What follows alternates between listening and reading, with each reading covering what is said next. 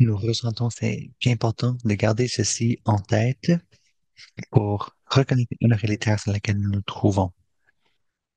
Ainsi, LCI travaille avec plusieurs différentes communautés à travers le Canada, incluant les communautés de Premières Nations, Métis et Inuit, ainsi que des communautés autochtones à travers la planète, dans notre travail d'aide à la coopération internationale.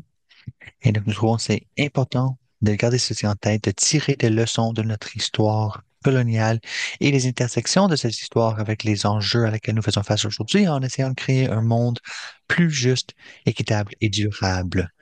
Je voudrais maintenant introduire et offrir un bienvenue à notre facilitatrice, Cindy Pigot. Utilisez le prénom elle. C'est une leader dans le domaine de l'impact social, une chercheuse et une militante pour l'équité des genres et la justice sociale à l'échelle mondiale. Elle est actuellement directrice de partenariat et initiatives stratégiques chez Mentor Canada, une organisation nationale dont la mission est d'accélérer le mentorat de calibre mondial pour les jeunes. Bienvenue, Sydney.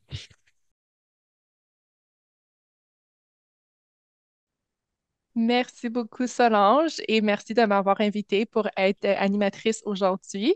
Je voulais juste commencer en français pour dire que notre session aujourd'hui, ça va se faire seulement en anglais, mais comme d'habitude, on va avoir l'interprétation en français et en anglais. Et si jamais vous avez des questions en français aussi, vous pouvez les demander. Je suis contente de les traduire pour nos panélistes aujourd'hui, mais je voulais juste commencer avec cette petite note, et on va continuer la conversation en anglais. Bon, bien. Bonjour tout le monde. Merci beaucoup d'être ici avec nous aujourd'hui. Merci pour l'introduction.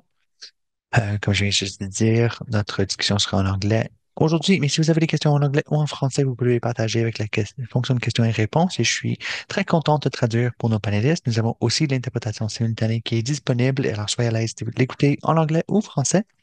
Comme cela, je l'ai mentionné, mon nom c'est Sydney, je vous rejoins de Toronto, territoire du traité 13 et je suis très excité d'avoir la chance d'animer cette discussion sur le IA et solidarité globale.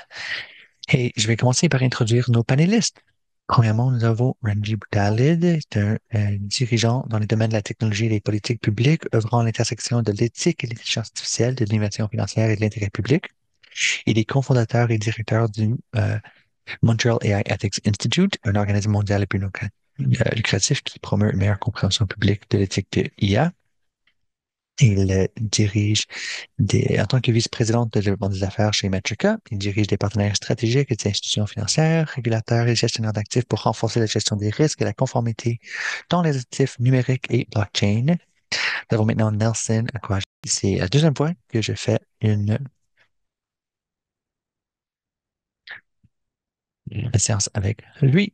Euh, c'est un technologue, producteur de médias et défenseur des droits numériques sud-soudanais, avec plus de 10 ans d'expérience dans le domaine de la technologie, la gouvernance et l'innovation en Afrique de l'Est et centrale. Il est euh, actuellement président et directeur exécutif par intérim de Digital Rights Frontier, où il dirige des initiatives visant à promouvoir la sécurité en ligne, la protection des données et une gouvernance numérique responsable. Il est également fondateur de CNES Hub, un espace créatif et technologique basé à Juba. Nous avons aussi Shi Kangas, qui est responsable de l'intelligence artificielle chez AIverse, une plateforme pionnière développée par Express pour promouvoir l'adoption d'informations en lien à travers l'Afrique.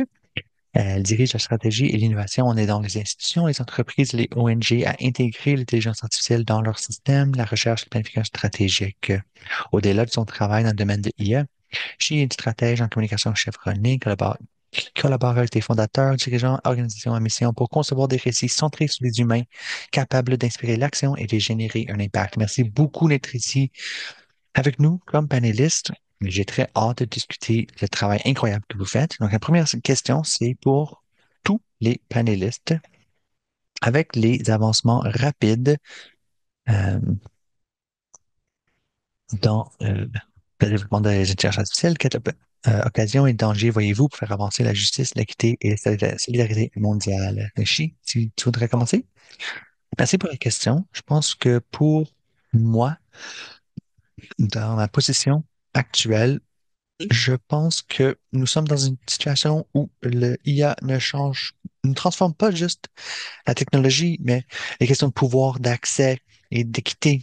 Quand on parle des enjeux d'équité et de solidarité dans ce contexte, je pense qu'il faut penser à c'est qui a le droit de participer et c'est qui est laissé de côté.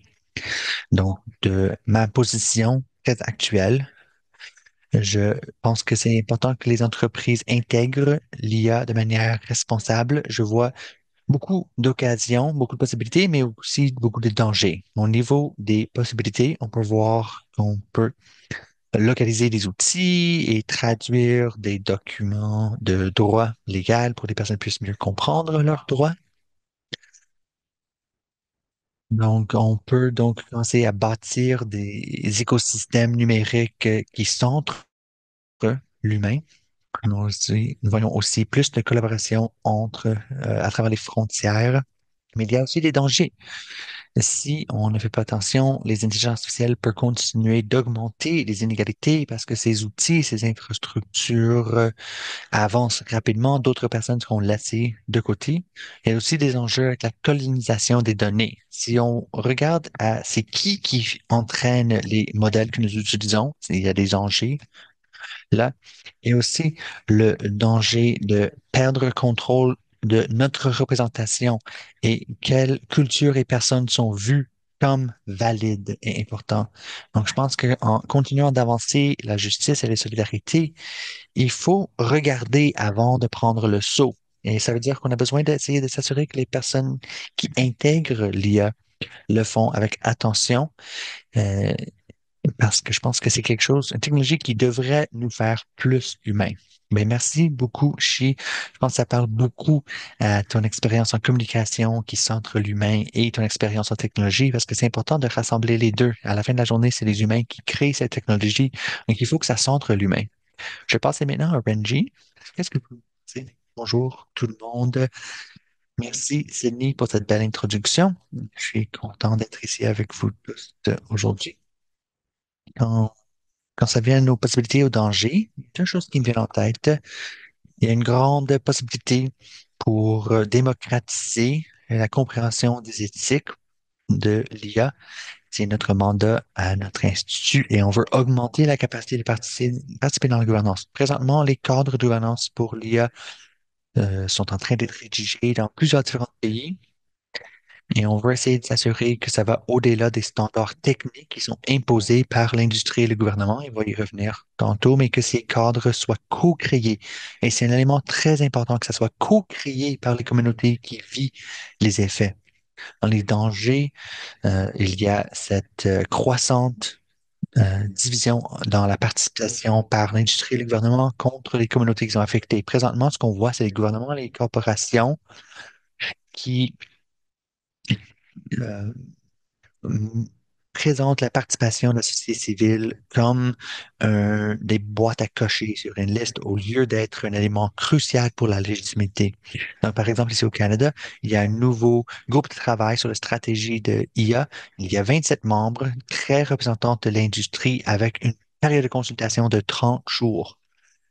Donc, on voit une grande banque de participation par les experts en environnemental, en éthique, la société civile, et quand on parle de les systèmes de IA, nous parlons de systèmes socio-techniques. C'est pas juste une question de d'application de les modèles, mais il faut penser aux ressources environnementales d'électricité qui sont utilisées. Il y a aussi tous les aspects sociaux, les personnes, les cultures, les organisations qui sont impliquées. Donc, on veut bâtir un cadre de gestion pour l'IA. Et présentement, on exclut les voies qui amèneraient des questions de justice. Et donc, pour le moment, euh, nous ne faisons que répéter les torts qui sont imbriqués dans ces systèmes actuels. Merci, Renji. C'est excellent que tu aies mentionné ceci parce qu'il y a beaucoup de personnes qui nous ont rejoints hier. Et il y avait beaucoup de discussions sur comment s'assurer que les communautés de la société civile est ancrée dans ces processus. Donc, j'ai hâte d'entendre vos autres commentaires aujourd'hui. Nelson, qu'est-ce qui serait tes commentaires sur cette question? Ben, merci beaucoup. Il y a beaucoup qui a déjà été dit, mais quand je pense aux possibilités, Euh, Vu que je viens du côté technique, je vois les possibilités de réduire les barrières d'entrée pour beaucoup de communautés. La conception de la technologie, euh, les interfaces qui sont disponibles aux personnes utilisatrices, c'est pour des langages écrits, certaines sortes de caractères, et donc ça nécessite quelques différents préalables pour interagir avec. Mais si on regarde les différentes situations d'handicap, des personnes avec des problèmes de vision ou d'autres handicaps possibles, l'Internet présentement est difficile d'accéder. Et donc, il y a une possibilité qu'IA pourrait réduire cette barrière. On pourrait, par exemple, éliminer des interfaces ou des écrans qu'il faut toucher avec. Mais on peut maintenant interagir avec euh, nos ordinateurs en temps réel, dans le langage de notre choix, avec des commandes orales. Et je trouve ça intéressant. Dans beaucoup des discussions que nous avons eues, euh, c'est une des choses qu'on met de l'avant dans notre travail. On dit fréquemment que les personnes ont besoin d'être éduquées pour interagir. Donc, pour les personnes qui ne sont pas éduquées, ils devraient juste pas avoir accès à ces technologies. Je pense que c'est une question importante. Il y a beaucoup de barrières que je crois l'IA peut aider à résoudre, des langages qui ne font pas partie de l'Internet présentement et aussi pour les personnes en situation de handicap. Donc, je vois beaucoup de possibilités, pour réduire l'enjeu. Mais quand on pense à l'accéder au service. Donc, disons que je m'en vais à un aéroport. Quand je vais à un aéroport international, je vois beaucoup de personnes qui ne parlent pas en anglais, qui ont beaucoup de difficultés après, particulièrement avec des comptoirs de services automatisés.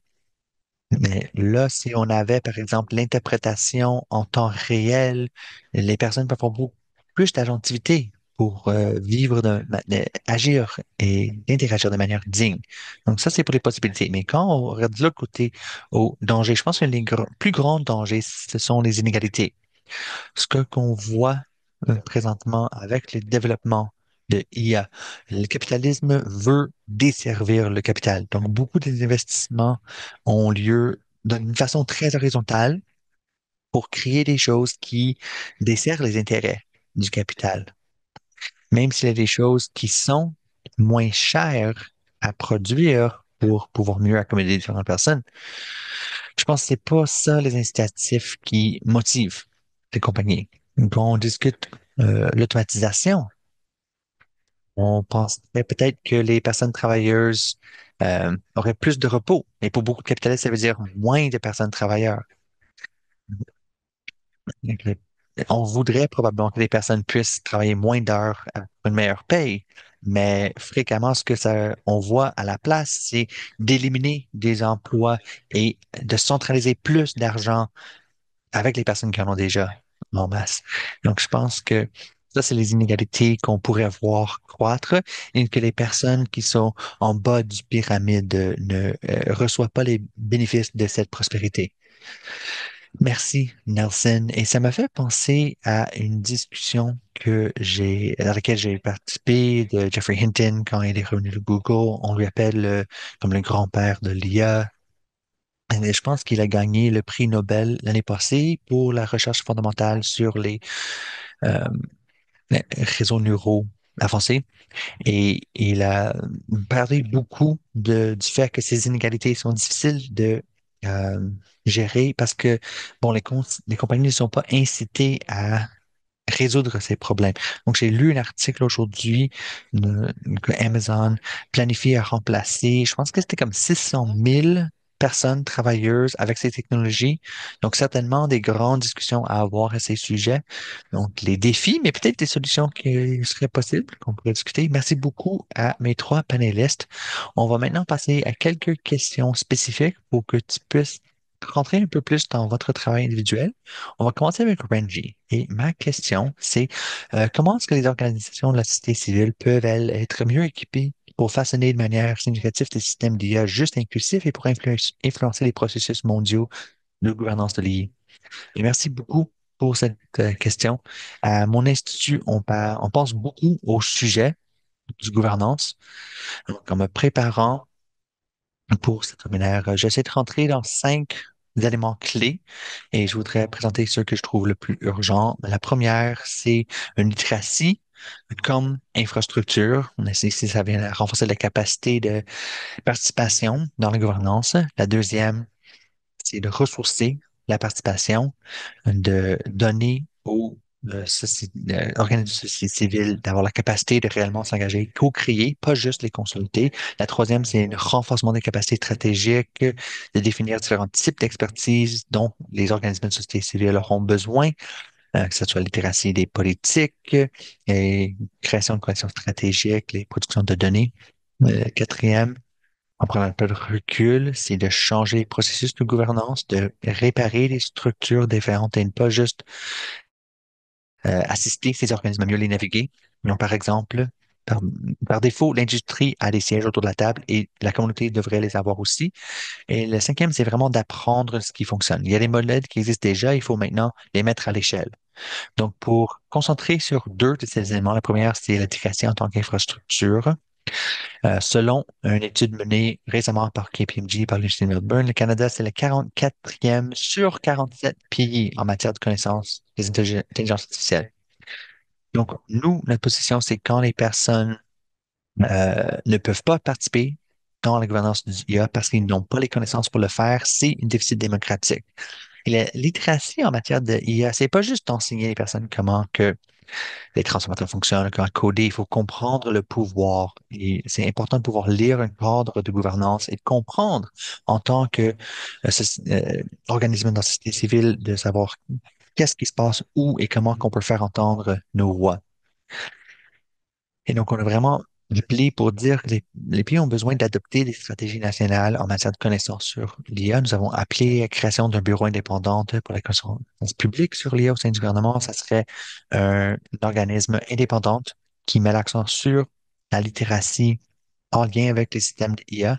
Donc, même à l'Institut, dans notre propre travail, nous avons vu comment euh, rendre accessibles les concepts complexes de gouvernance d'IA à travers des bulletins hebdomadaires sur l'éthique qui est lu maintenant par plus de 19 000 abonnés. Ça peut vraiment changer la donne en matière de participation dans ces discussions. La deuxième, c'est de ressourcer la participation, et pas juste l'inviter.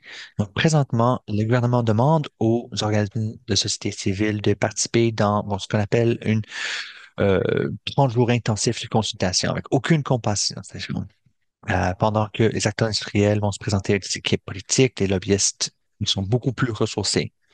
Donc, si on veut avoir une participation réelle de la part de la société civile, il faut offrir des fonds de participation. C'est un financement direct pour ces organismes pour qu'ils puissent engager d'experts en politique et mener une véritable consultation avec les communautés. Il faut aussi un délai plus prolongé. Une véritable consultation demande 6 à 12 mois et non 30 jours.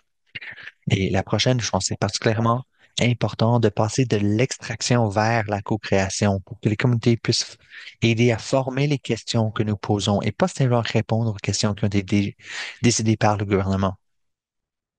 Et ceci revient au point numéro 4, donc c'est une question de complètement changer les structures des processus de gouvernance. L'industrie a vraiment pris sa place de manière automatique. Nous avons besoin de représentation par la société civile, de vraiment penser au sujet de c'est qui est responsable pour ces consultations.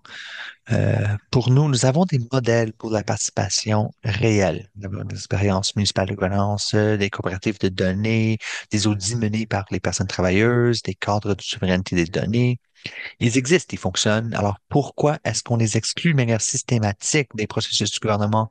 Pourquoi est-ce qu'on les ignore et qu'est-ce qu'il faudrait faire pour qu'elles deviennent la norme? Et ça, c'est la question que j'aimerais partager avec notre public ici aujourd'hui.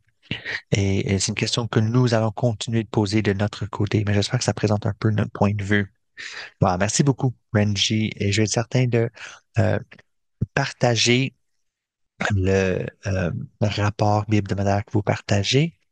Parce qu'on a vraiment vu qu'il y a un besoin d'avoir plus d'informations dans les organismes de société civile. Et j'ai beaucoup apprécié que tu as soulevé les problèmes avec cette processus de consultation, que c'est court, qu'il y a des exclusions systématiques de cette discussion, mais aussi bon, la consultation est dans une très petite boîte.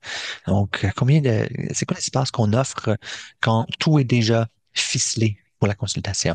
J'ai vraiment apprécié tes réflexions à ce sujet. Oh, parfait. Nos collègues à RCI ont partagé le rapport qui sera partagé bientôt. Donc maintenant, on va passer à Nelson. J'ai une question pour toi. Avec la répression numérique croissante et la désinformation, comment les jeunes, les sociétés civiles et les communautés avec lesquelles vous travaillez résistent-ils à l'injustice et se réapproprient l'IA pour le bien commun?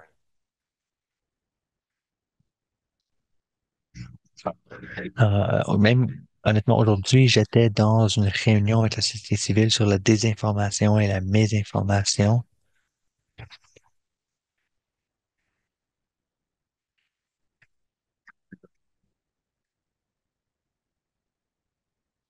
La société civile, c'est un domaine très large et le domaine de la technologie a moins d'organismes que d'autres, étant donné ses aspects techniques.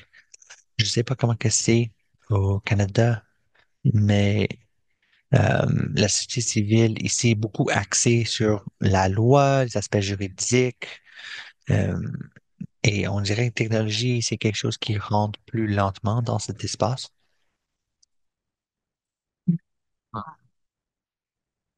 On voit qu'il y a beaucoup d'organismes qui sont mis au défi par la désinformation et c'est mis de l'avant par des acteurs étatiques et non étatiques pour semer des difficultés, que ce soit des enjeux de la défense des droits ou quelque chose nous avons vu dans l'Afrique de l'Est. On a beaucoup d'organismes qui sont financés par la Fondation Ford. Il y a beaucoup de désinformation. Peut-être que c'est quelque chose dans lequel les Américains peuvent s'associer, mais ils se font nommer des ennemis de l'État qui veulent aller à l'encontre des cultures et croyances locales qui sont anti-religion. On a ces campagnes et quand on ajoute l'IA à cette équation, ça rend le travail de société civile très difficile. Dans les régions dans lesquelles je travaille, il y a beaucoup de femmes qui se font euh, attaquer en ligne. Donc, par exemple, nous avons dans mon organisme, nous offrons une ligne téléphonique en cybersécurité particulièrement pour les femmes. J'ai quelqu'un qui est venu à mon bureau. Il y avait un conflit dans une communauté. C'est un membre de la société civile et quelqu'un qui a créé une page pour lui impersoner et commencer à envoyer beaucoup de messages divisifs. Et là, il a reçu des menaces contre sa vie. Il m'a contacté et tu sais, je lui ai demandé si tu peux venir demain, mais il dit non, il faut que je vienne maintenant parce que là, on me menace ma vie. Donc, on travaille avec beaucoup d'acteurs de société civile qui font face à ces difficultés. Et c'était des difficultés existantes, mais l'IA le multiplie. C'est très difficile de reconnaître la mésinformation et la désinformation euh, qui sont mis de l'avant. Nous faisons ce que nous pouvons pour assister ces communautés avec la vérification des faits, mais aussi le défi. Et j'ai une question que je pose à beaucoup de personnes. La vérification des faits, du façon qu'on le fait, c'est de regarder au contenu et essayer de déterminer si le contenu est faux ou pas. Mais avec le rythme de l'IA, nous allons bientôt perdre cette capacité. De manière empirique, il va y avoir aucune différence entre ce qui est faux et ce qui est vrai. Juste en regardant le volume de contenu, que ce soit audio, l'IA peut reproduire une voix, les photos, l'IA peut produire des images qui sont très convaincantes. Donc, très bientôt, je pense qu'on va arriver aux limites des outils que nous avons pour la vérification des faits. Et il faut donc trouver différentes avenues, différentes méthodes pour ces vérifications et pour s'assurer de la confiance. Et je crois qu'on est très proche de ça, et particulièrement avec la reproduction des voix. C'était vraiment bien, Nelson. J'espère que ceux qui écoutent auront des questions à vous poser un peu plus tard. De l'autre côté, je pense que je l'ai mentionné hier, j'ai regardé des vidéos TikTok d'une jeune étudiante de Harvard qui étudie l'IA et elle dit qu'elle est très optimiste. Elle a dit quelque chose qui pourrait nous aider avec les hypertrucages. L'IA, si les humains arrêtent de générer du contenu, donc la baisse de qualité sera plus présente. Mais si les gens continuent à contribuer, cela s'équilibrera. C'est ce qu'elle disait. Je pense que nous sommes encore loin de ça. Je vous remercie d'avoir lancé cet appel à tous. Maintenant, je cède la parole à Chi pour votre question. Donc, d'après l'adoption de l'IA dans les communautés africaines, qu'est-ce qu'on peut apprendre pour créer des systèmes d'IA qui reflètent les besoins locaux? Merci de cette question. L'une des choses que nous essayons d'apprendre, il y a certaines leçons. L'une d'elles, nous avons appris que l'IA éthique doit commencer au niveau local. Par exemple, des données qui reflètent notre réalité et des... Désolé, il nous dit pour l'interprète. Deuxièmement, l'éthique. on- Nous essayons de refléter les besoins. Par exemple, disons que vous trouvez une solution pour des fermiers. L- Nous devons d'avoir des processus éthiques, ça veut dire impliquer la société civile, des éducateurs, des décideurs politiques, également les fermiers et les enseignants. Et l'adoption, cela doit se faire de façon organique et ce sont des pratiques d'inclusion. C'est la deuxième leçon. L'inclusion, pour moi, ça veut dire de repenser l'expertise. On ne peut pas tout simplement mettre des codeurs ensemble pour que puissent concevoir une IA éthique. On aimerait impliquer des anthropologues, des linguistes, des universitaires pour participer à ce travail parce qu'ils vont nous aider à comprendre le comportement humain et les nuances. Certaines des choses, c'est comme un feu de forêt. Lorsque ça débute, on ne sait pas à quelle vitesse cela se répandra et on ne pourra pas l'arrêter.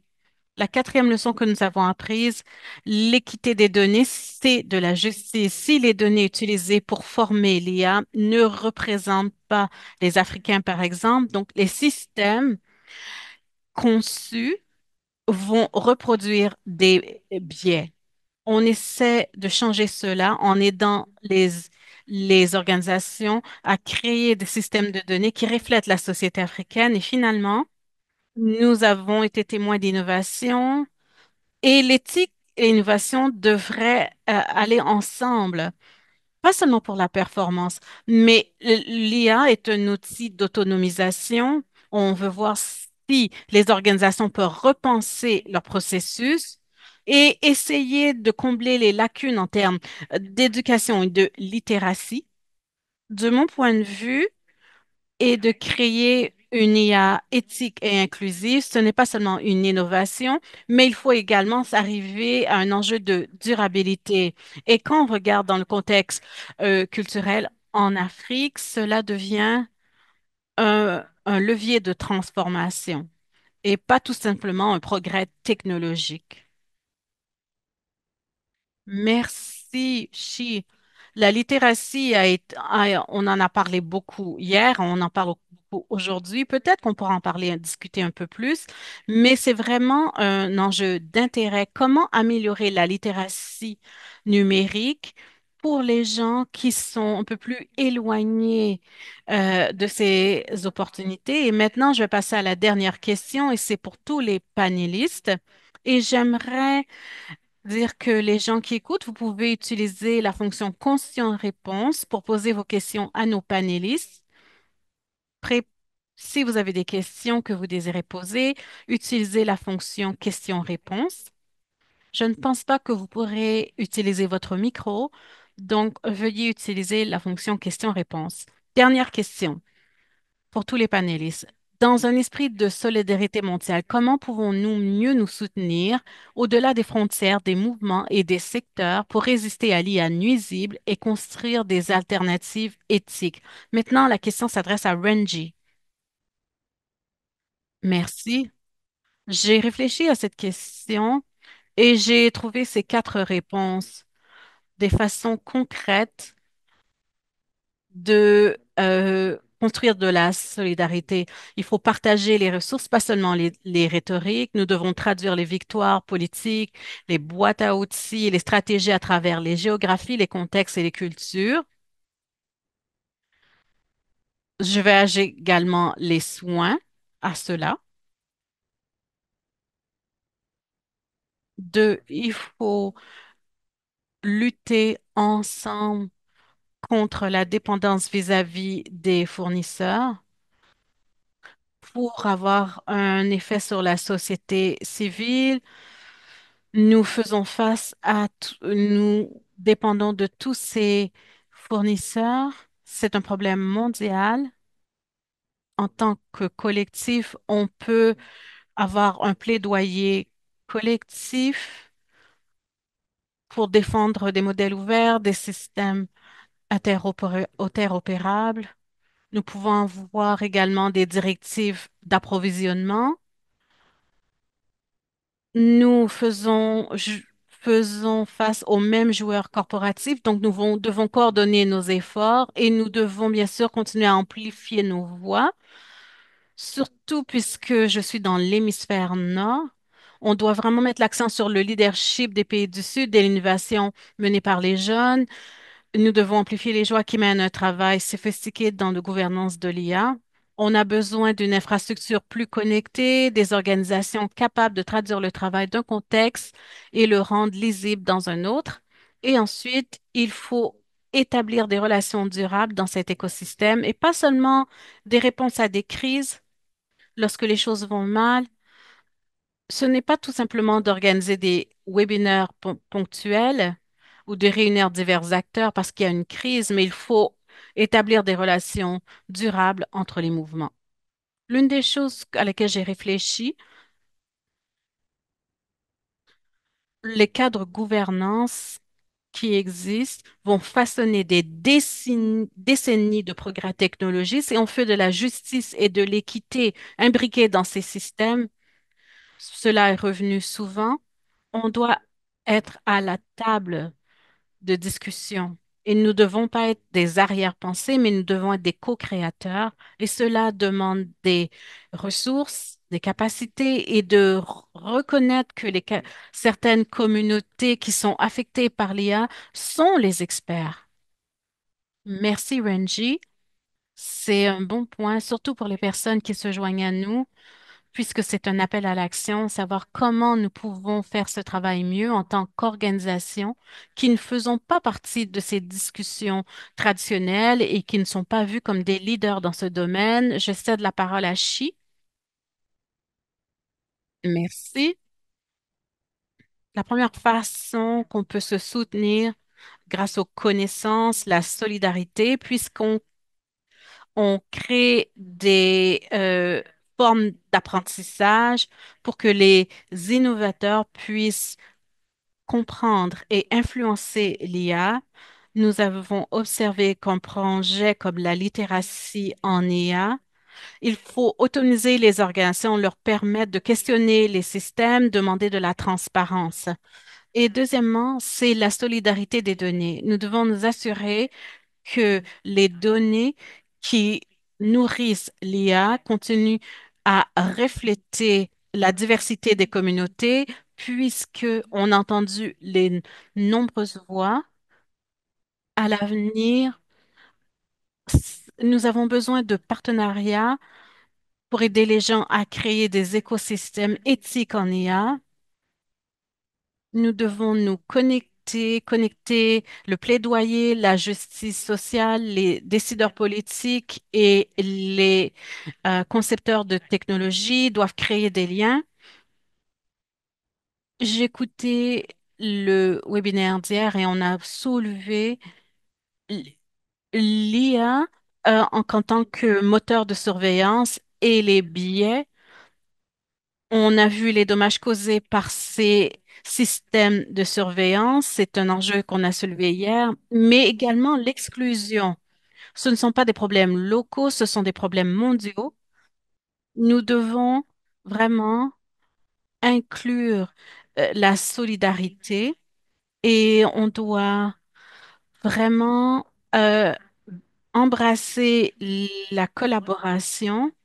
Il y a des politiques, nous devons avoir des politiques où l'humain est au cœur des préoccupations et c'est la définition de l'IA éthique et c'est vraiment imbriqué dans les communautés. On va continuer à jeter des ponts pour que l'IA soit un bien partagé et pas un risque partagé. Merci, Shia. Merci d'avoir partagé ce point de vue. Vous avez tous parlé de la co-création et de mettre l'humain au cœur de nos préoccupations. C'est ce dont nous avons parlé hier, savoir comment on peut atténuer les impacts de l'IA. Nelson, avez-vous autre chose à ajouter? Je pense que tout a déjà été dit, surtout en termes de législation.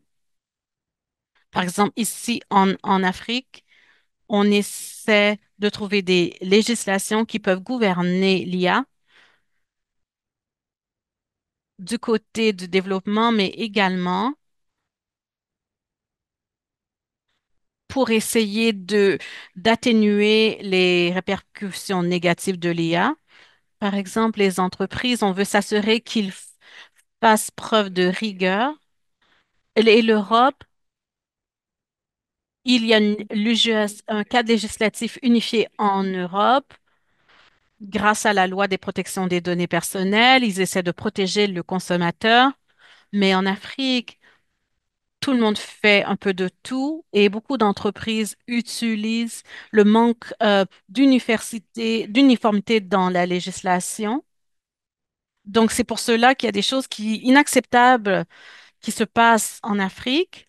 Nous devons avoir des législations qui sont progressives et qui s'adaptent au changement, mais également qui, qui protègent les données et cela devrait être au centre de ces législations. Je me souviens des discussions qui ont été tenues lors de l'arrivée de Meta.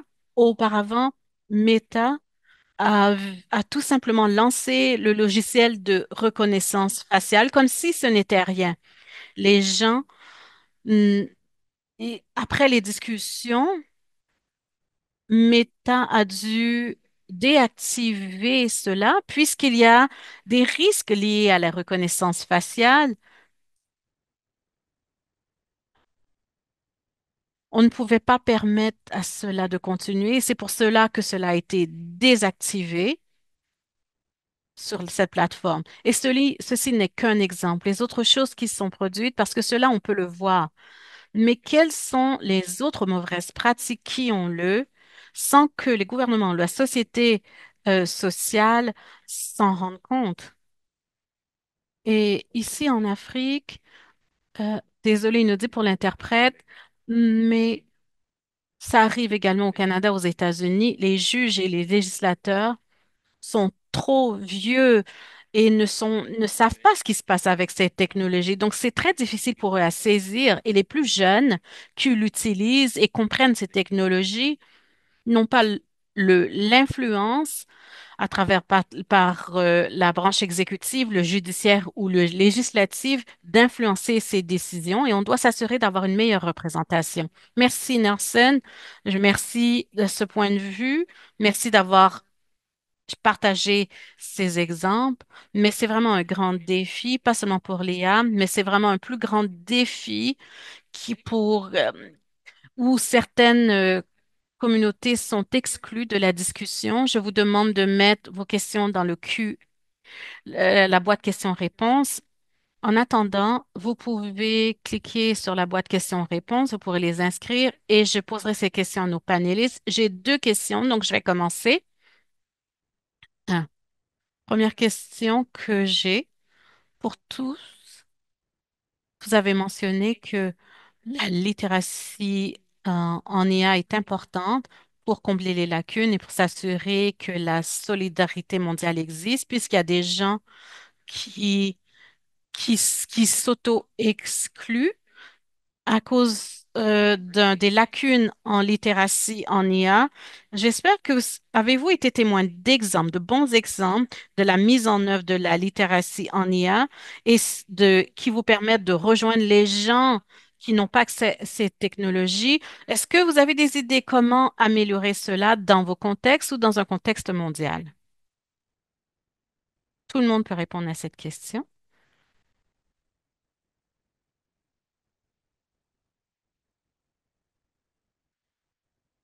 Peut-être que je vais partager certains exemples. Il y a deux groupes en Afrique, un œil pour des politiques. C'est un groupe de réflexion. euh, Désolé, inaudible pour l'interprète. Ils, tr- euh, c'est un groupe qui implique de nombreuses personnes de nombreux pays africains qui favorisent la gouvernance en IA et la littératie en IA. Ils essaient de créer des législations. Ils écrivent et présentent des gabarits pour que les gens puissent utiliser pour organiser des formations en littératie en IA ou pour créer des modèles langagiers. Et beaucoup des enjeux auxquels nous faisons face, ce n'est pas que les gens n'ont pas la capacité, mais on doit leur montrer comment mettre en œuvre et comment apprendre.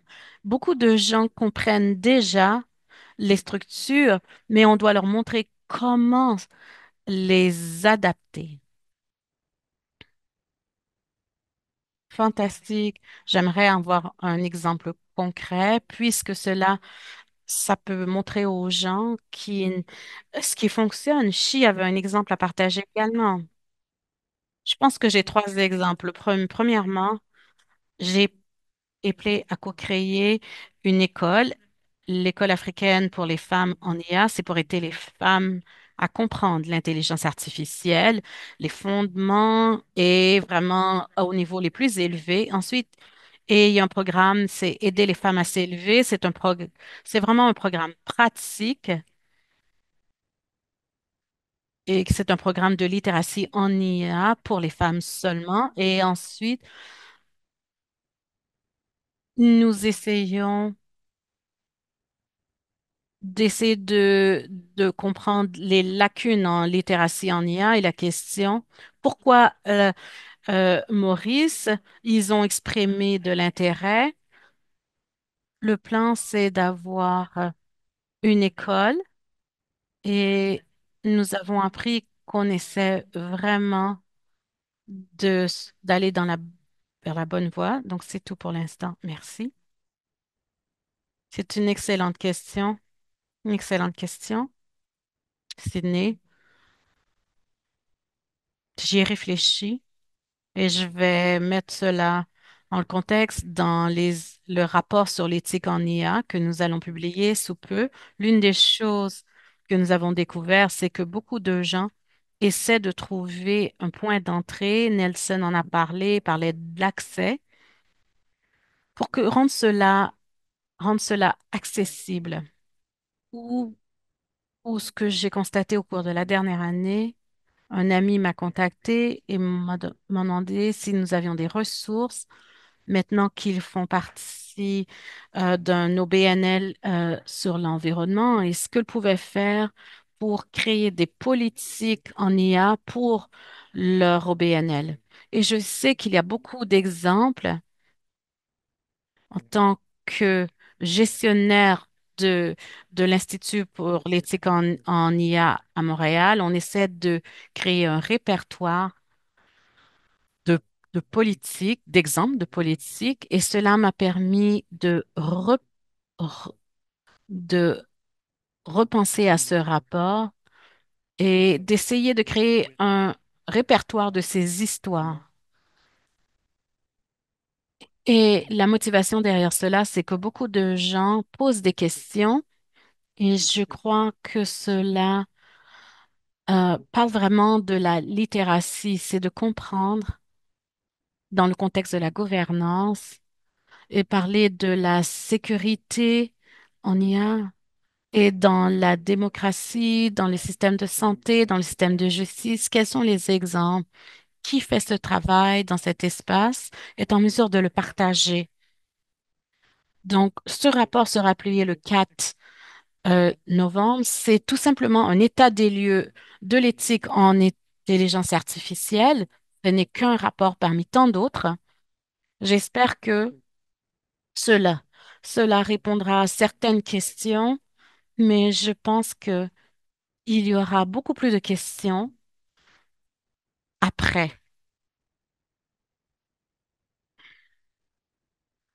Et lorsque je pense à la littératie en IA, je pense que nous sommes encore au premier balbutiement en tant que communauté et on essaie de créer des réseaux interconnectés grâce à des webinaires. Et les gens commencent à comprendre que nous devons travailler ensemble. Fantastique. Je devrais lire ce rapport lorsqu'il sera publié. Donc, ce sont des questions intéressantes, surtout dans le contexte canadien. Comment s'assurer que la gouvernance en IA et les éthiques soient toujours présentes dans notre travail. Donc, il y a quelques questions. Je vais poser ma deuxième question pour un peu de contexte pour moi. Je, j'ai travaillé à Shopify dans le secteur technique. Les gens de Canada connaissent Shopify. Maintenant, je travaille dans le côté organisme à but non lucratif. Donc, il y a des contrastes entre ces deux environnements de travail. Donc, les entreprises technologiques et la conversation avec les organismes à but non lucratif, ces conversations sont différentes. Je pense que les entreprises de haute technologie sont vraiment se concentrent sur les innovations en IA sans penser aux éléments éthiques, les éléments humains ou environnementaux, tandis que les ONG, les OEBNL sont beaucoup trop prudentes et il faut tenir compte des risques, le risque humain, les inéquités dont vous avez parlé et bien sûr l'empreinte de carbone. Mais je m'inquiète que ces organismes soient en retard. Avez-vous des commentaires ou des conseils à prodiguer aux organismes caritatifs, aux GN, organismes à but non lucratif qui hésitent à utiliser l'IA de façon éthique ou bien de défendre l'IA éthique. Donc, il y a beaucoup d'hésitation de la part de ces organisations. Ils ne désirent pas utiliser ces outils ou participer à cette conversation. Si vous avez des conseils, n'hésitez pas à les partager.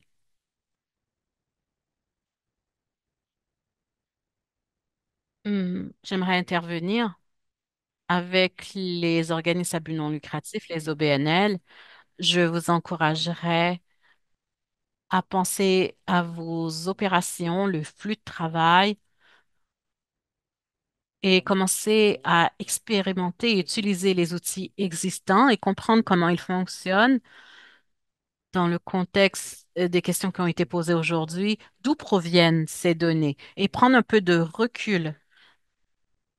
Si l'IA est un outil, et qu'est-ce que vous essayez de réaliser grâce à l'IA? On doit tout ça pas dire on doit utiliser l'IA parce que tout le monde l'utilise. Qu'est-ce que cela veut dire? Mais il faut regarder le contexte. Vous voulez avoir un impact, quel est le résultat et constater, repenser au flux de travail qui vous permettent d'atteindre ces résultats et comment ces outils peuvent nous être utiles et créer vraiment des limites, par exemple dans le système de santé ou un domaine vulnérable, s'assurer que vous ne téléversez pas des informations, des données confidentielles dans un outil que vous utilisez. Ce serait le début. Quels, quels sont les résultats escomptés et quels sont les flux de travail et comment y parvenir? Et si on va utiliser ces outils, quelles sont les politiques, les directives qui devraient être mises en œuvre Et quand vous voulez mettre en œuvre ces politiques, faut que ce soit la partie des processus opérationnels, de la formation. On doit peut-être intégrer des experts à l'organisation pour permettre aux gens de comprendre comment ces outils fonctionnent. C'est comme ça j'encadrerais cette approche pour les OBNL. Merci Renji, c'est vraiment utile. Merci d'avoir partagé cela. Nelson et Chi, avez-vous des conseils à prodiguer aux organismes? Je sais que vous faites ce travail. Chi surtout, avez-vous des conseils? Oui. J'aimerais ajouter à ce que Renji a dit, l'une des choses que nous désirons faire euh, lorsqu'on rencontre des organisations qui hésitent à utiliser cette technologie, on leur dit qu'on les comprend et qu'on comprend que l'hésitation est engendrée par la peur parce que on ne veut pas perdre la touche humaine et c'est complexe. Et on leur présente une approche. Désolée, ceci était inaudible pour l'interprète. On essaie de leur montrer comment les chances fonctionneraient pour eux. On essaie de comprendre les problèmes qu'ils cherchent à régler et comment l'IA peut les soutenir et pas les détruire. Et quel système, ces systèmes doivent autonomiser les gens et pas les remplacer, à moins que nous reconnaissions notre peur, ils ne feront pas ce changement. Nous avons une rencontre, la question posée par tous. On ne veut pas en parler parce que nous avons peur de perdre nos emplois. Et les gens en parlent souvent. Nous avons créé un cadre. Regardez avant de sauter. Merci, Chi. Merci de ces exemples. Et comme vous l'avez dit, comment cela peut être utile ou plutôt que de remplacer les gens, surtout avec les OBNL qui n'ont pas beaucoup de budget, ils ne sont pas en mesure de dépenser autant. Donc, on peut utiliser l'IA pour améliorer l'efficacité des OBNL et se concentrer sur nos priorités, notre travail de plaidoyer. Le plus grand défi, c'est les enjeux environnementaux, notre empreinte carbonique. J'ai fait une formation avec l'Institut Jane Goodall. Je leur ai dit combien la quantité d'eau utilisée pour les centres de données. Et donc, je leur ai dit d'en tenir compte. Et je me souviens pas qui c'était. J'ai participé à une conférence et l'un des avantages que les humains auront toujours sur artificielle, nous avons besoin d'énergie et nous pouvons concevoir des idées vraiment originales et les ordinateurs, contrairement à nous, ont besoin de beaucoup plus d'énergie. Nelson, désirez-vous ajouter autre chose, un exemple à partager? Ou un problème technique avec Nelson? On va attendre son retour. Mais il y a une question et un commentaire. Donc, je vais lire le commentaire, je vais voir si de la part de nos panélistes. Et ensuite, on ira. OK. Deux questions maintenant. Un commentaire du, du, du Conseil pour la coopération internationale de Colombie-Britannique, la discrimination générationnelle, l'autodiscrimination et les gens qui n'ont pas grandi avec l'IA, on devrait le laisser pour les jeunes. Même chose pour l'IA. Les gens devraient savoir jusqu'à quel point l'IA peut être important pour eux et sans devenir un utilisateur nécessairement. Ce n'est pas seulement parce qu'une seule personne utilise l'IA ou non, mais c'est vraiment l'engagement, même si on ne parle pas de littératie pleine, et ne pas tout simplement dire que cela est pour la prochaine génération. Cela a été soulevé hier. Tous ceux qui étaient ici, souvent on parle de littératie euh, en IA pour les jeunes, mais on ne parle pas comment c'est important également pour les personnes plus âgées, même les personnes âgées qui ne font plus partie de la population active, puisque c'est inclus dans le système de santé qu'ils utilisent. Shi et Renji, avez-vous des commentaires à ce sujet, cette mentalité et comment ils l'utilisent? Ah oui, absolument. Si on pense dans ce contexte de littératie avec l'IA, et on regarde la stratégie nationale qui sera faite pour la littératie de l'IA, il va falloir avoir différentes approches pour différentes populations, différentes générations. C'est quoi l'approche qu'on va faire de préscolaire jusqu'en secondaire, dans les collèges, pour les personnes qui sont plutôt en milieu de carrière, qui se font former ou des formations pour une transition professionnelle. Si on regarde avec les systèmes gouvernementaux, système de santé, les pensions, l'accès aux services, à un moment donné, ils vont être gérés par des systèmes d'IA. Et pour les personnes plus âgées, il va falloir qu'ils comprennent les impacts que ça va avoir, qu'est-ce qu'il peut faire avec ça. Et ce que j'aimerais ajouter à cette question, avec de plus en plus de systèmes qui euh, interagissent avec nos systèmes de manière quotidienne, l'importance de comprendre c'est quoi la redevabilité. Et si tu te fais, si des torts qui t'ont fait à travers ces systèmes, c'est une mauvaise diagnostic, des problèmes pour notre euh, score de crédit, que c'est ça basé sur votre code postal, par exemple, qu'il y a des recours pour que nous puissions s'assurer que ces systèmes sont redevables et s'assurer que tout le monde comprend la forme que ceci prend. Donc, quand on pense aux stratégies, les approches à la littératie avec l'IA, c'est pas juste avec les jeunes, mais pour des populations à travers notre société. Et je pense que c'est aussi par le fait de l'importance de ces processus qui sont menés par les communautés, parce que différentes communautés, différents lieux euh, vont avoir différents besoins dans leurs besoins d'information aussi. Donc, c'est la chose facile, ça serait de dire on va laisser ça aux jeunes de gérer, mais si à un moment donné, il y a une stratégie en lien avec l'éducation, avec l'IA, il va falloir être important de prendre tout ceci en compte. Une excellente réponse. C'est vraiment une excellente question du BCIC. Alors, merci beaucoup. Chi, est-ce que tu avais quelque chose que tu voulais ajouter?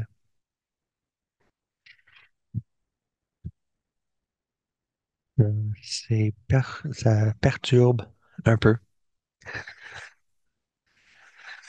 Donc, si on parle de l'auto-exclusion générationnelle basée sur des croyances, on voit que des personnes, des fois, s'excluent d'apprendre au sujet de l'IA, pas parce qu'ils sont pas capables, mais parce qu'ils sont convaincus que ce n'est pas pour eux. On a eu des discussions avec des personnes qui nous ont dit qu'on est euh, Gen X, ça c'est des choses pour Gen Z, Gen Alpha.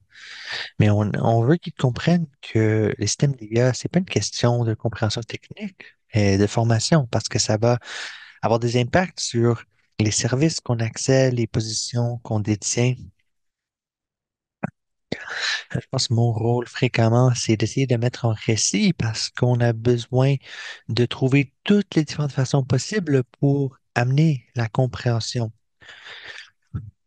On a un peu des préjugés dans nos systèmes de formation parce que même s'il y a des impacts, il y a partout, on voit que euh, ça semble être plus comme la génération X qui sont intéressés à intégrer ces systèmes dans leur travail, mais on voit d'autres personnes qui disent qu'ils veulent pas faire partie de de bâtir ce système d'IA. Je pense que pour nous, il faut aller au-delà de certains euh, points de vue, mais de mettre de l'avant le fait que c'est important d'avoir sa voix à décider comment que nous allons utiliser l'IA, comment que ça va être gouverné. Je pense que ça serait vraiment pas cette idée de l'auto-exclusion générationnelle. Merci beaucoup, Chi. J'ai beaucoup apprécié cette approche. On attend encore que Nelson revienne. Donc, peut-être que je peux ajouter mon point de vue. Quand j'avais fait des formations sur l'IA et des personnes posent cette question, mais je trouve ça intéressant. On a cette grande croissance dans la discussion sur des IA. Puis c'est beaucoup axé sur les IA génératives. Et fréquemment, je commence mes formations avec un petit quiz. Euh, pour poser la question de quand on a développé ce terme d'intelligence artificielle. Beaucoup de personnes pensent que c'est récemment, mais ça date de 1956. Donc, si vous étiez en vie depuis 1956, à un moment donné, l'IA existe dans notre société. Cette idée est quelque chose qui est travaillé, mais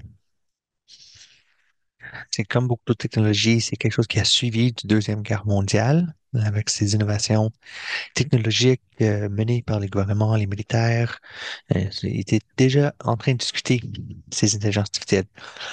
Ça faut pas s'auto-exclure. Peut-être que t'es pas une partie de cette génération originelle en lien avec l'IA. On a une autre question dans le clavardage, une question de Juliette. C'est quoi votre impression des prochaines années en lien avec l'IA et l'espace lié aux solidarités et justice globales? Oui, je peux y aller. Je pense que c'est une très bonne question, mais je pense qu'il faut regarder aussi les tendances globales dans la gouvernance, dans les gouvernements. Et je pense que c'est important de garder en tête les différentes approches que nous voyons. On a, par exemple, les États-Unis avec leur plan d'action pour l'IA qui veulent déréglementer et tout laisser dans les mains de l'industrie. On va voir comment que ça va. La Chine où la gouvernance de l'IA cherche à être plus coopérative, mais contrôlée par l'État. On a l'Union européenne qui ont une approche un peu plus lente. Donc, on a ces différents pouvoirs internationaux qui essaient d'établir qu'est-ce qui sera la structure pour la gouvernance de l'IA et ça va établir le ton pour le restant, pour tout le monde d'autre dans le monde, je pense. Et je pense que ces différentes approches vont intégrer ces questions de différentes façons.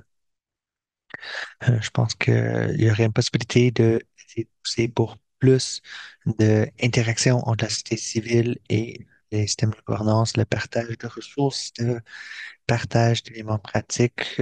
On est très axé sur des approches et des outils pratiques. Je pense que plutôt Chi avait mentionné ou Nelson que les éthiques il y a, ça n'a pas lieu dans un laboratoire, ça a lieu dans les communautés et je suis vraiment d'accord avec ça.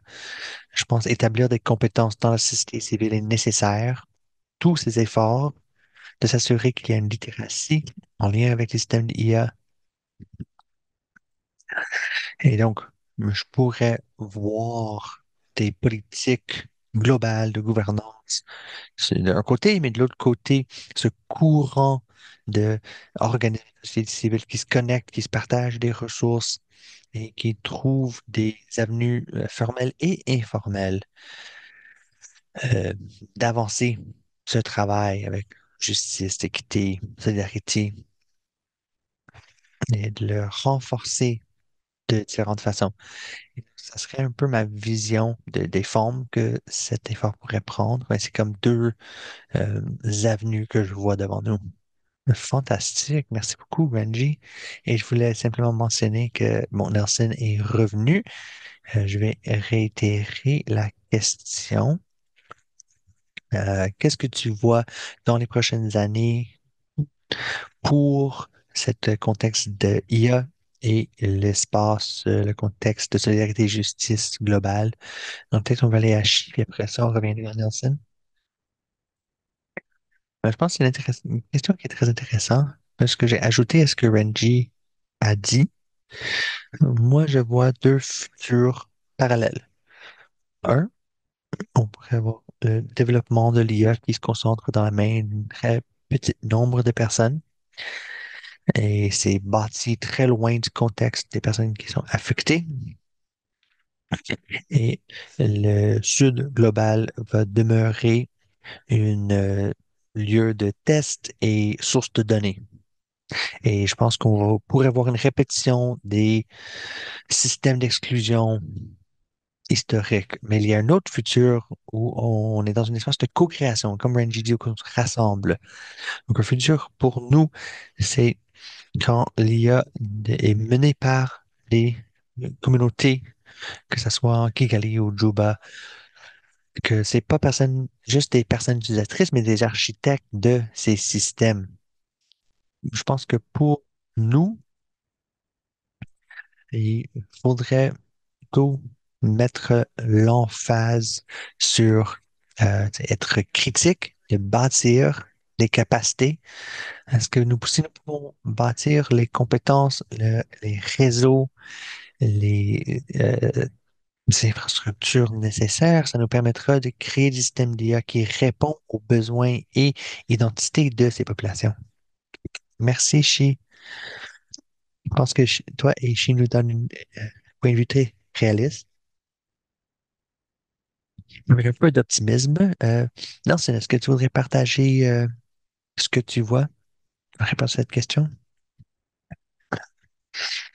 Je pense que plus de sensibilisation, oh, peu importe qu'est-ce que tu penses de la cause palestinienne, maintenant tu vois qu'il y a une très grande prise de conscience de qu'est-ce qui se passe. Quand on regarde au mouvement environnemental, ça a pris longtemps pour que les connaissances se diffusent dans le public d'une manière qui est compréhensible. Mais avec l'IA, la démocratisation des savoirs, je pense qu'il y a une possibilité qu'il pourrait avoir des impacts, vraiment des grands impacts globaux. Et donc, je pense que aujourd'hui, nous sommes dans un moment pour le mouvement environnemental. Je pense que c'est probablement le mouvement qui pourrait le mieux utiliser l'IA pour pousser ses connaissances et ses sensibilisations et de briser le lien, de créer le lien vers l'action. Donc, il y a personnes qui sont conscientes des problèmes, mais très peu de personnes qui prennent des actions. Et je pense que c'est probablement le moment maintenant de trouver plus de personnes jeunes qui peuvent prendre le drapeau, aller de l'avant, prendre des actions d'une manière peut-être qui sont ont- plus importantes de ce que nous voyons présentement. C'est ce qu'on a vu avec les technologies d'IA dans les dernières années, on a vu que c'est très difficile de prédire. Quelques années euh, passées, ils ont mis des milliards de dollars dans le métaverse et là, ils ont eu à faire un autre pivot. Donc ça, c'est une grande compagnie. Donc, il peut y avoir des très grands changements qui sont difficiles à prédire. Mais la bonne chose, c'est que si vous êtes capable d'apprendre et de s'adapter, ça peut euh, très bien y aller. Bon, c'est un très bon point, Nelson. On ne sait jamais qu'est-ce qui s'en vient, particulièrement avec la vitesse à laquelle le tout change. On a une autre question maintenant de Matteo qui pose la question, qu'est-ce que la société civile peut ou devrait faire dans le Nord global pour répondre aux problèmes d'inégalité causés par l'utilisation de IA? Ben, je pense que tout le monde a un peu touché à cette question dans vos dernières réponses, mais est-ce que vous avez d'autres choses à ajouter au sujet de qu'est-ce que les organismes peuvent faire dans le Nord global? Je pense d'essayer de tenir ces compagnies.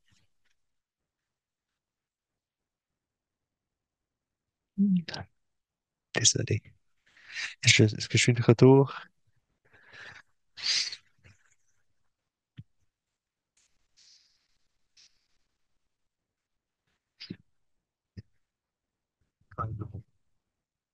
Je pense qu'essayer de tenir ces compagnies redevables, parce que beaucoup de ces compagnies, les multinationales, c'est pas des organismes que nous, on peut tenir redevables.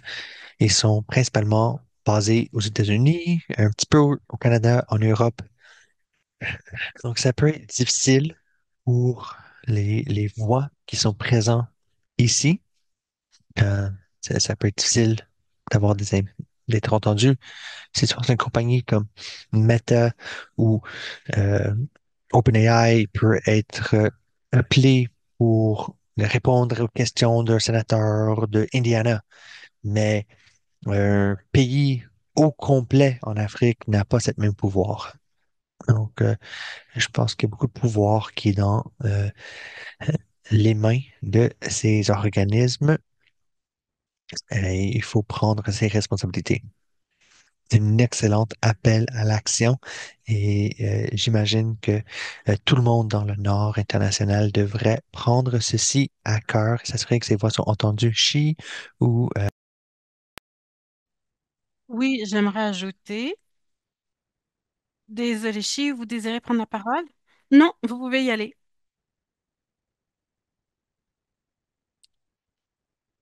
J'aimerais ajouter que parfois les organisations de la société civile dans l'hémisphère nord, nous faisons partie du problème et surtout lorsqu'on pense qu'on fait partie de la solution. Euh, et nous développons ces outils de gouvernance dans l'hémisphère nord et on les exporte.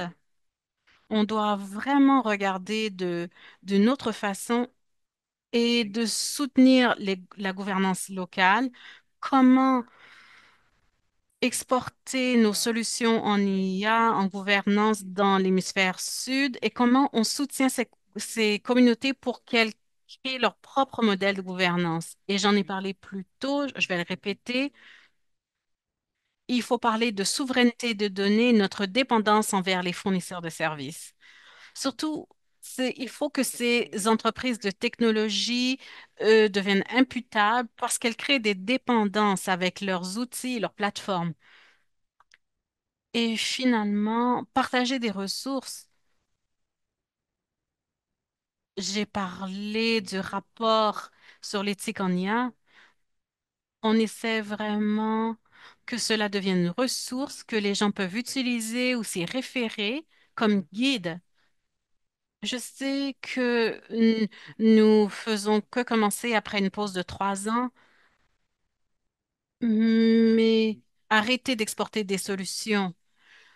Et il faut vraiment parler de dépendance envers les fournisseurs de services et le partage de ressources. C'est la façon dont l'hémisphère nord peut soutenir le travail qui se fait dans l'hémisphère sud.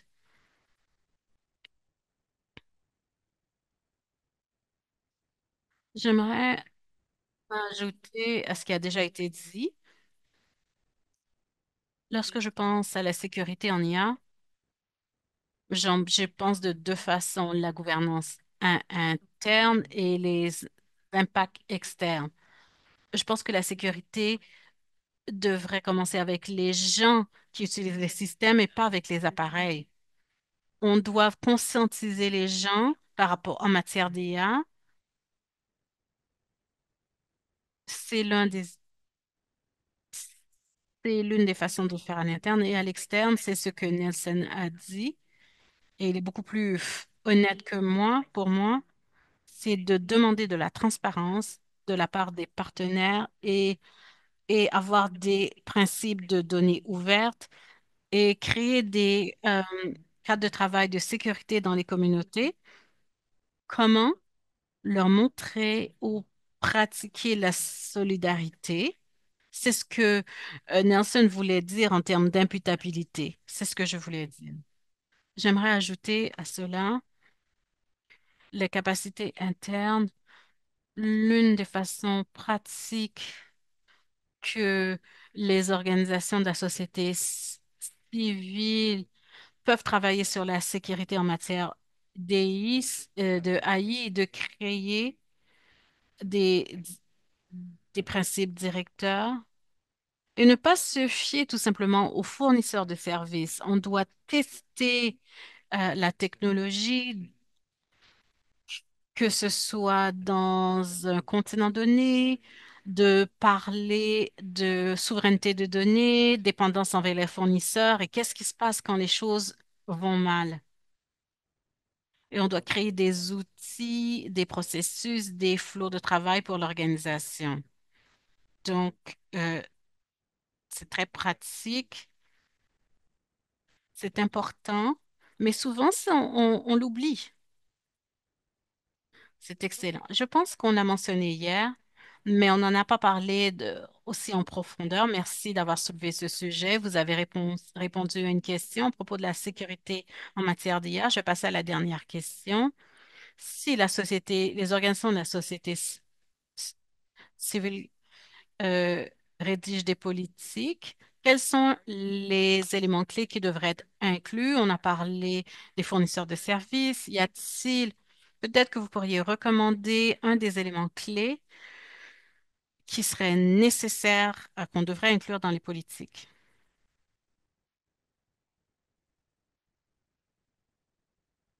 Je pense que l'une des choses, c'est de ne pas essayer de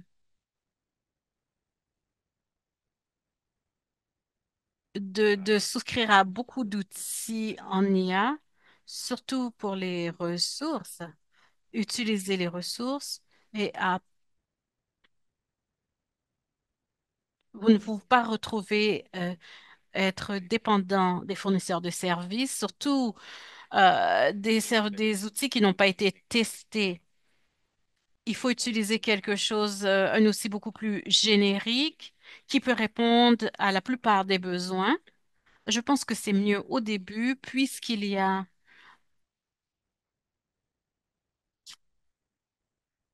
il y a beaucoup d'outils en IA qui ne sont pas testés et il ne faut pas téléverser nos données dans ces outils.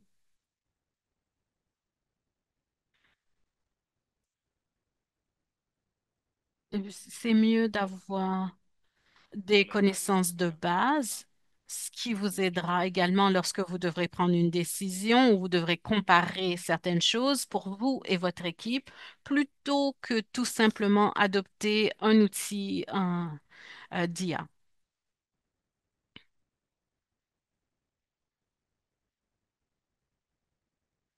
J'aimerais intervenir. Je pense qu'il faut cartographier les politiques pour le développement de l'utilisation de l'IA, le déploiement, par exemple, certains systèmes qu'on veut arrêter d'utiliser et poser des questions, votre position la position de l'organisation par rapport à chaque outil, vous faites une vérification interne, on regarde les résultats escomptés, qui sont les personnes visées, que faire quand les choses vont mal, et dans la phase de développement, quelles sont les données qui sont pertinentes, dans quel contexte, est-ce qu'on ignore certaines choses, et le stade de déploiement lorsque c'est déployé, et en pratique, comment est-ce que cela fonctionne comme prévu ou il y a des conséquences imprévues? Et avoir des politiques en place. Si des choses surviennent, eh bien, on peut arrêter l'utilisation de cet outil. Donc, j'essaierai de vraiment créer une feuille de route de politique pour gérer le cycle de vie de ces outils d'IA. Et pour ajouter à ce qui a déjà été dit, j'aimerais ajouter, il faut établir des structures de surveillance. Par exemple, ça pourrait être un comité d'éthique en IA, un processus de révision interdisciplinaire parce que quelqu'un doit être responsable pour s'assurer que l'IA réponde aux besoins et respecte les valeurs des organisations. Donc, on doit s'assurer que l'IA ne remplace pas euh, le sens du jugement des humains. On doit s'assurer comment euh, essayer de corriger ce que l'IA fait. Merci. Shi, Renji et Nelson, c'est vraiment fantastique. Je pense qu'il était vraiment utile grâce à ces informations. Beaucoup de ces recommandations sont pratiques, mais tous ceux qui écoutent, il y a quelque chose que vous pouvez rapporter à votre organisation ou tout simplement à la table de cuisine. Vous pourrez en parler un peu plus. Comment est-ce qu'on peut être plus active dans la gouvernance de l'IA et comment utiliser l'IA et comment critiquer l'IA. Et j'aimerais vous remercier. Je pense que c'est un signe d'un excellent webinaire, par exemple. Donc, je vous remercie de partager ces expériences. Nous sommes à la fin de cette discussion, mais avant de céder la parole à Solange, j'aimerais remercier les gens d'avoir de leur participation et j'aimerais remercier Nelson Shi et Renji de partager vos expériences et de partager ces solutions pratiques qu'on pourra utiliser. Je vous remercie de votre présence. Merci d'avoir partagé tout cela. J'aimerais remercier nos interprètes qui s'assuraient que cette conversation était disponible en français et en anglais. C'est un excellent travail. On vous remercie d'avoir permis de favoriser l'accessibilité de cette conversation. J'aimerais remercier cette équipe du réseau de coordination des conseils. Merci de m'avoir invité. Merci d'avoir inclus tous les participants dans cette conversation. C'est vraiment inspirant.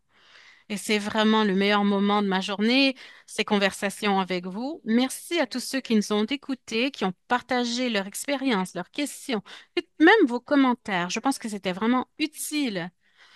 Et si c'est quelque chose dont vous vous souciez, eh bien, cela peut-être vous a aidé. Je vous remercie et je cède la parole à Solange maintenant.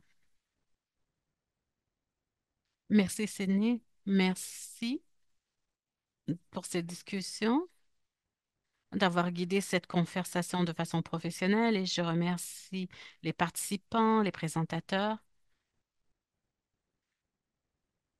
et notre équipe du réseau de coordination des conseils, les interprètes. Mais je vous aimerais inviter à compléter le formulaire partagé dans le clavardoir et n'hésitez pas à vous abonner à notre infolettre et nous suivre, nous et le conseil sur les réseaux sociaux pour suivre notre conversation.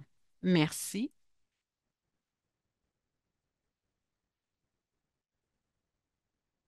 Merci à tous. Au revoir.